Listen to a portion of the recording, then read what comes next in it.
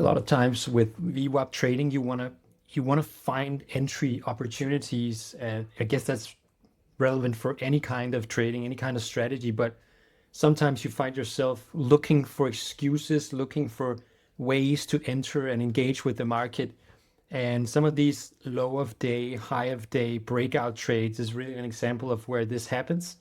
So what you can see, what I've done here, because I have experience with it now and I've gotten burnt quite a few times on trying to trade a breakout. What you see happening here is there's a big sell-off. What I do is I anchor a VWAP to the low of day.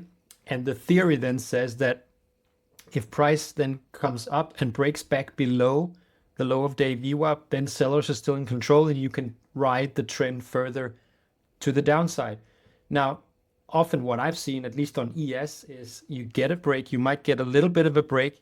You don't have that much structure on the left to trade into, so you're going to be trading into the void, so to speak, like no previous price action on that day, and that's just a lower probability trade. If you think about it, what you're trying to do is sell at a price that's sitting here, where in reality you would be much better off selling at a price up here, a higher price. You know, when you sell something, you want a higher price for it. And the blue line is the New York session VWAP, which is a much better price in any case.